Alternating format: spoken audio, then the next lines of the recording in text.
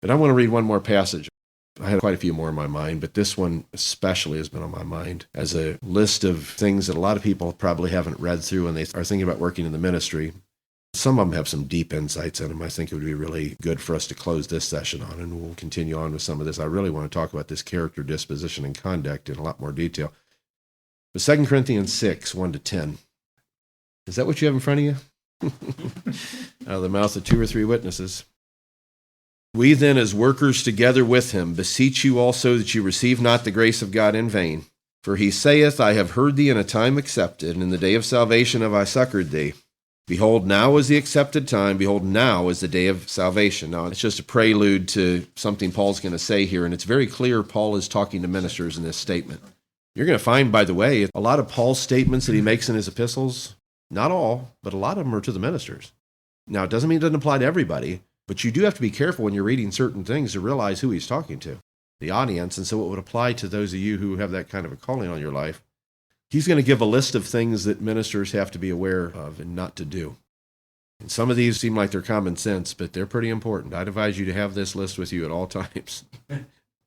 Giving no offense. Now, here's how much deeper that is than just saying something rude to someone that offends them. It's the Greek word proskope. It refers to someone that's a stumbling block. And it can literally mean an excuse to commit a crime or to sin. In other words, you could do something as a minister that would be a stumbling block for someone else. When I say a minister, I'm not just talking about pastors. I don't think he was just talking to pastors. I'm talking about people working in the ministry. You're an example. You're a leader. You have to consider that in all these issues.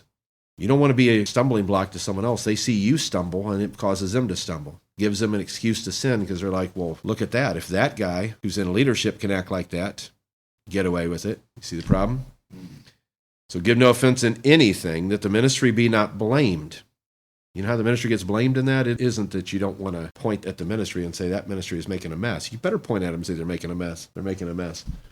It's that you don't want the ministry to be defamed by your actions, that I'm a member of this. I'm a member of the leadership of this church, and I could do something that could make the whole ministry of this church look bad.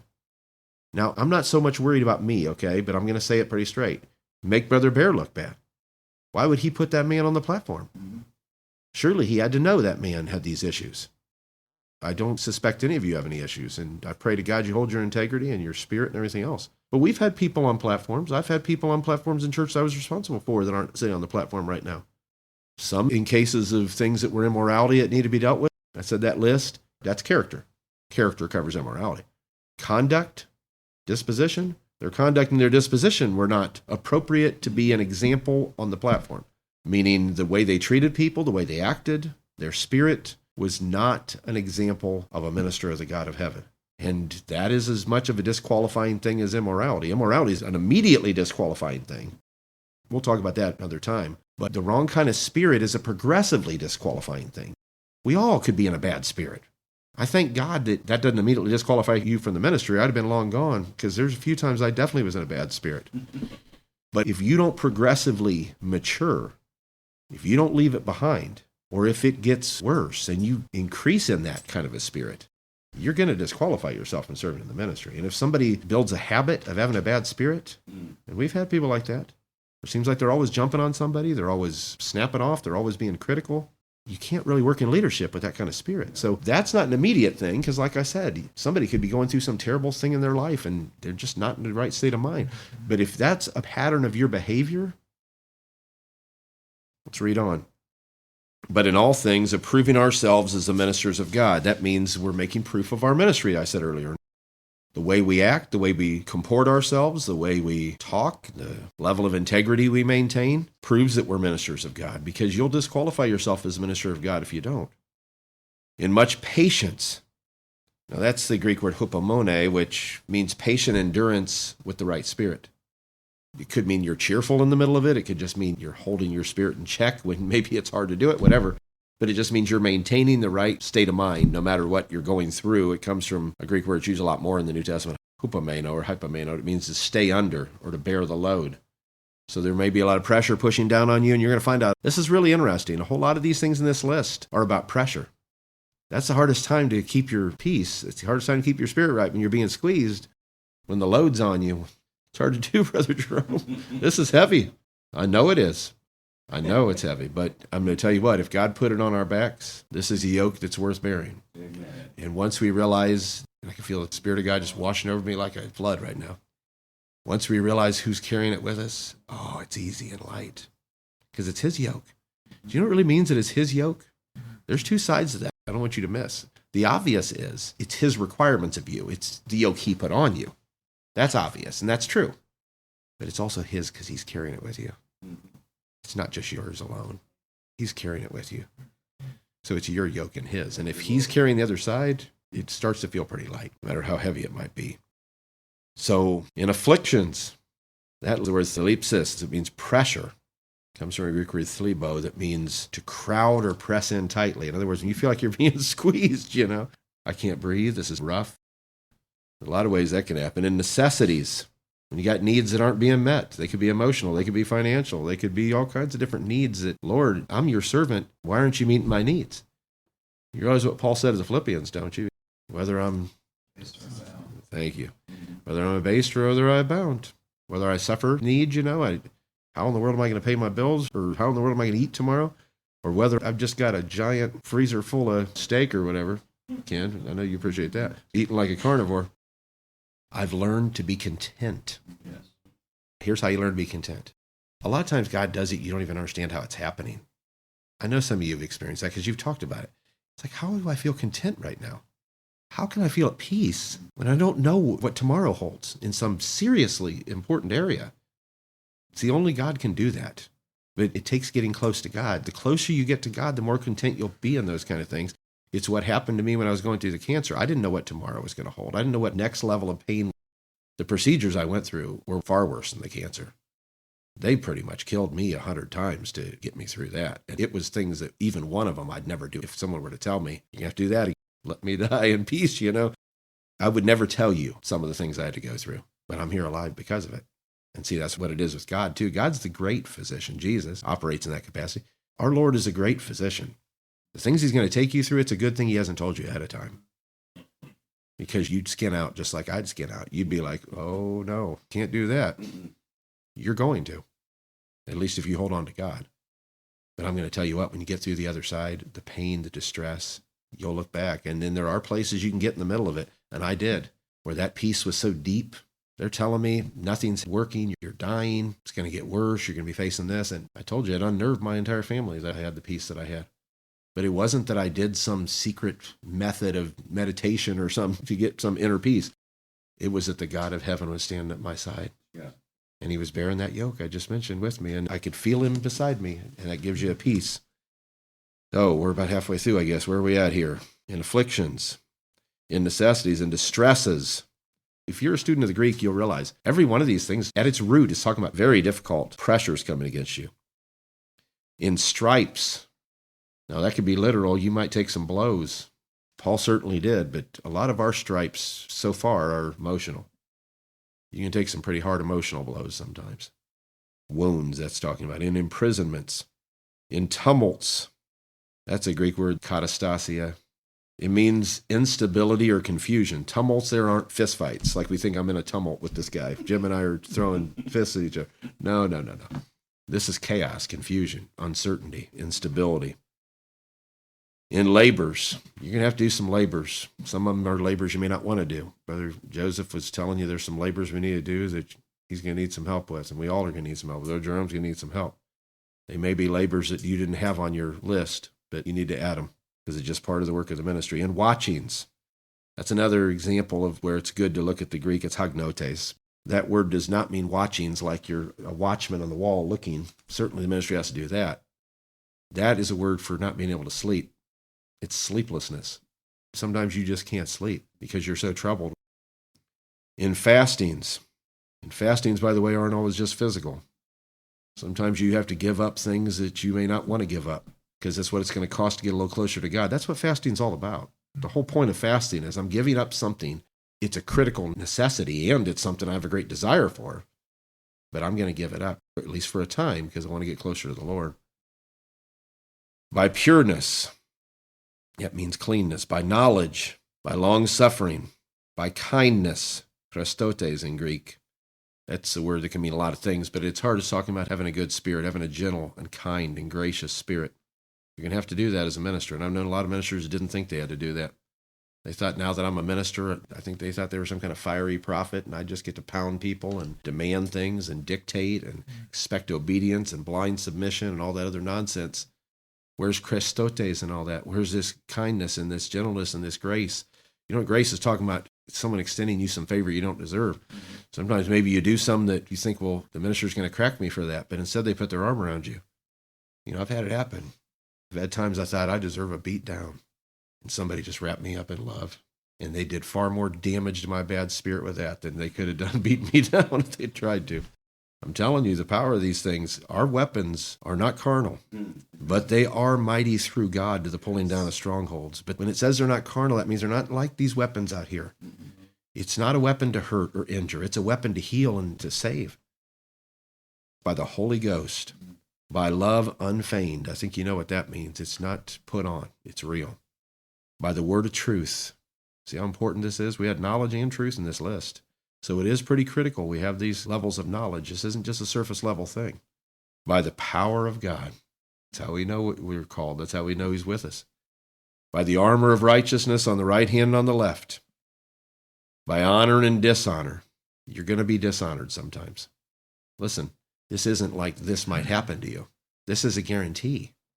This is what it means to work in the ministry. When you're working in any leadership capacity, someone is going to misunderstand what you're doing or someone's not going to appreciate what you're doing. They're not going to like it, even though it's the right thing, or they're not going to understand it because they think it's the wrong thing. And you're going to see that in these last few things. They're going to dishonor you. They're going to have an evil report about you. By evil report and good report. Some people are going to have nothing but good to say about you. Some people won't have anything but bad. And sometimes there's motives for that, and sometimes it's other things. As deceivers and yet true. As unknown and yet well known. As dying and behold we live. We might think we're dying all the time and think God will take you through to be a leader in the kingdom. But actually what's happening is you're becoming more alive all the time. Yeah. It hurts. Oh, it hurts because he's cutting the things out of you that have to be removed. But the more he cuts out that dead flesh, the more alive you become. As chastened, that's the last one I'll give you a Greek word for. That's paiduo, which is a word that means to train up, like you train up a child. That means the things God's taking us through. You can see that in Hebrews, the 12th chapter, beginning of that chapter, can't you?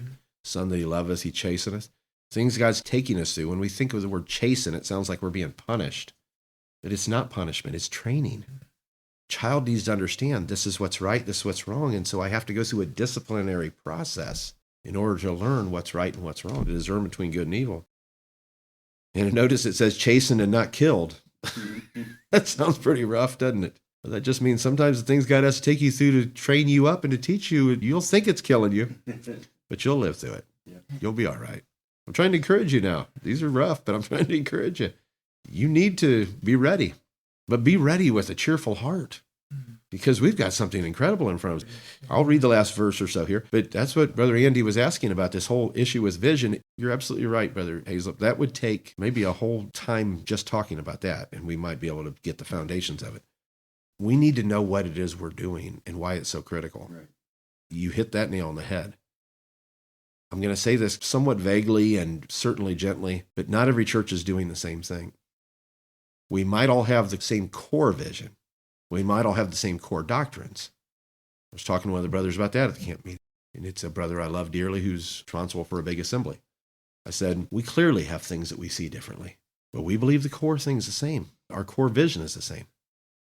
That's what holds us together, because if we lost that, now we can reach out to people that don't have the core things.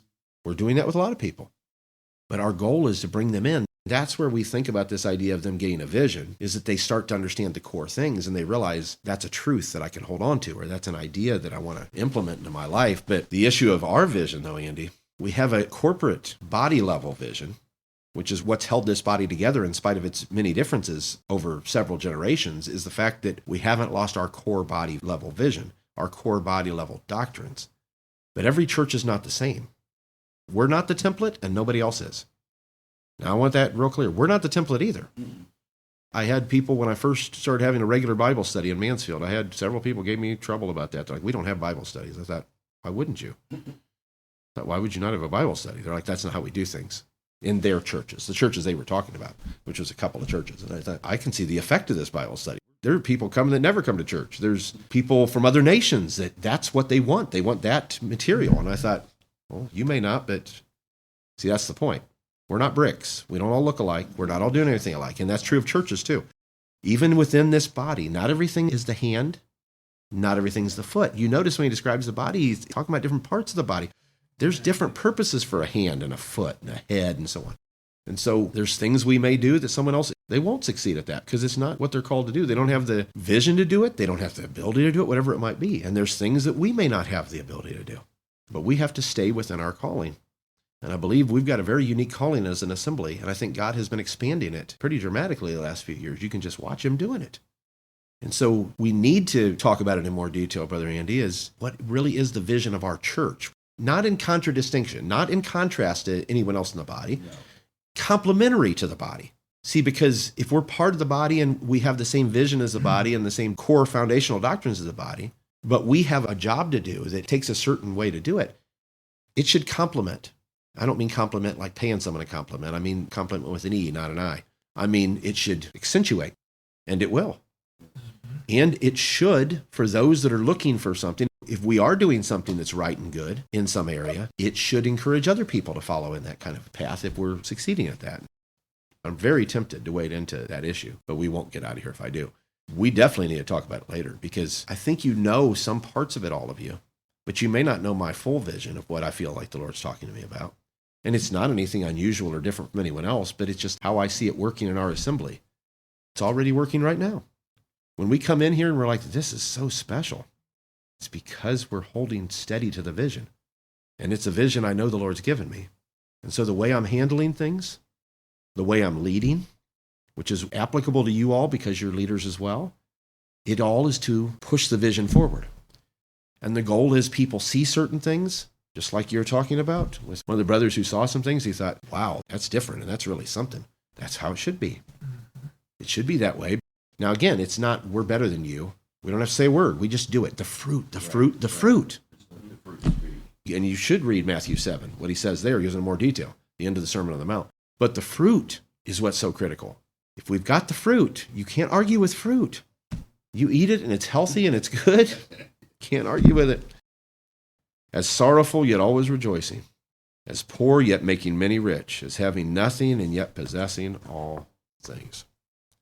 That's what it is to be in the ministry. That's a big resume right there. That's a hard list to live up to. But that's what we're striving to live up to. That's what we're striving to be. And anybody that's part of the leadership of our assembly, I'm praying that that's at the heart of what you want. You want to be like what is exemplified in the Scripture. I hope it's exemplified presently and progressively as I grow more and all of us grow. I hope it's exemplified through me and through the rest of the leaders of this church. It has to be if we're going to keep moving forward. And this is not just an issue. When we brought up forward momentum, several of you mentioned that.